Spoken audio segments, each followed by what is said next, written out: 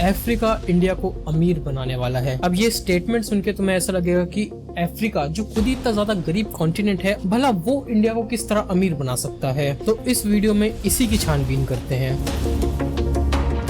तो हाल ही में अफ्रीका से न्यूज आती है कि इंडिया ने जो अफ्रीका को लोन्स दिए हुए हैं वो अफ्रीका वापस नहीं कर सकता। और इंडिया ने अफ्रीका को कितना लोन दिया है, तो 12.3 बिलियन से भी ज्यादा का लोन इंडिया ने अफ्रीका को अब तक दे दिया है। और अफ्रीका इसी लोन को वापस नहीं कर सकता क्योंकि दुनिया भर में कई देशों के आर्थिक हालात इस वक्त सही नहीं चल रहे हैं और अफ्रीका को वो पैसा उनके देश को चलाने के लिए चाहिए, तो इसीलिए वो इस लोन को वापस नहीं कर सकते। अब ये सुन के तुम्हारे दिमाग में आएगा कि आखिर इंडिया ने अफ्रीका को इतना लोन दिया ही क्यों है। मतलब इंडिया के अंदर इतनी समस्याएं हैं अनएम्प्लॉयमेंट वगैरह की, तो उन पैसों से हम अपनी समस्या दूर करने के बजाय हम दूसरी कंट्रीज को लोन क्यों दे रहे हैं। वैसे तो इसके काफी रीजंस हैं, लेकिन मैं इस वीडियो में सिर्फ 2 ही रीजंस के ऊपर बात करूंगा। सबसे पहला रीजन है ग्रोथ अपॉर्चुनिटी। अब ये बात सुन के तुम्हें लग सकता है कि अफ्रीका में कौन सी ग्रोथ अपॉर्चुनिटी है, तो दरअसल अफ्रीका इस प्लेनेट का आखिरी कॉन्टिनेंट है जहाँ पर अब तक बड़े स्केल में इंडस्ट्रियलाइजेशन शुरू नहीं हुआ है, जहाँ पर स्टार्टअप कल्चर अभी शुरू नहीं हुआ है, तो इसीलिए वहाँ पर ग्रोथ अपॉर्चुनिटीज काफी ज्यादा हैं। तो इसलिए हम ये चाहते हैं कि हमारी कंपनीज भी वहां जाके बिजनेस करें और ना ही सिर्फ हमारे देश को बल्कि अफ्रीका को भी इससे फायदा हो।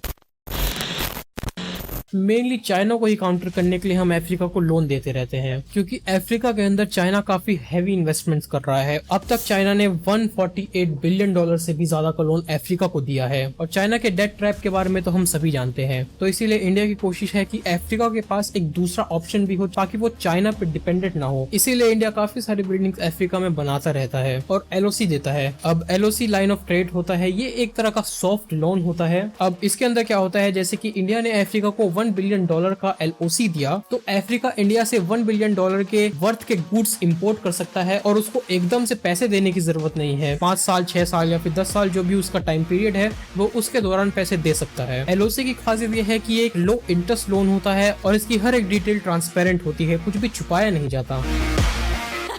तो अब तक इंडिया ने कितना इन्वेस्टमेंट किया है अफ्रीका में, तो हमने अब तक अफ्रीका के 37 देशों में 194 डेवलपमेंट प्रोजेक्ट्स कंप्लीट कर दिए हैं और 77 डेवलपमेंट प्रोजेक्ट्स अभी भी ऑनगोइंग चल रहे हैं। और अगर कुछ प्रोजेक्ट्स के बारे में मैं आपको बताऊं, गाम्बिया देश की जो नेशनल असेंबली की बिल्डिंग है वो इंडिया ने बनाई है और इसके अलावा कई देशों में काफी सारी बिल्डिंग, स्कूल्स, हॉस्पिटल्स, कॉलेजेस वगैरह भी इंडिया ने बनाए हैं।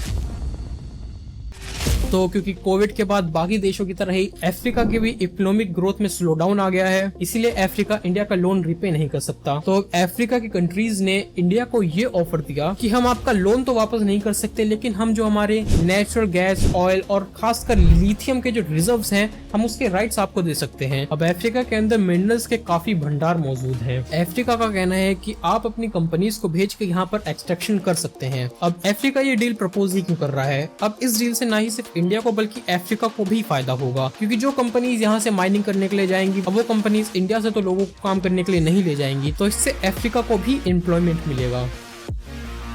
अब मेरे हिसाब से तो इंडिया को ये ऑफर जरूर लेना चाहिए क्योंकि इंडिया के अंदर लिथियम के बड़े पैमाने पे डिपॉजिट्स मौजूद नहीं है और जैसे कि अब इंडिया के अंदर कार्स और बसेस को इलेक्ट्रिक व्हीकल में ट्रांसफॉर्म करने की बातें चल रही हैं, लिथियम का रिजर्व्स हमें काफी मदद कर सकते हैं। ना ही सिर्फ लिथियम बैटरीज को इंडिया में मैन्युफैक्चर करने की, लेकिन एक्सपोर्ट करने की भी एक पॉसिबिलिटी है। हालांकि जिस वक्त मैं इस वीडियो को रिकॉर्ड कर रहा हूँ, अब तक इंडियन गवर्नमेंट ने कोई भी स्टेटमेंट नहीं दी है इस ऑफर को लेके, तो अब ये फ्यूचर में देखने वाली बात होगी कि इंडियन गवर्नमेंट अब क्या डिसीजन लेती है इस ऑफर के लिए। तो तुम लोग क्या सोचते हो इस ऑफर के बारे में कमेंट सेक्शन में जरूर लिख के बताना। इंडिया को ऑफर लेना चाहिए या नहीं लेना चाहिए, इस मैटर के रिगार्ड मुझे तुम लोगों के ओपिनियन जरूर सुनने हैं। तो अब मैं मिलूंगा तुमसे एक नई वीडियो में। जय हिंद।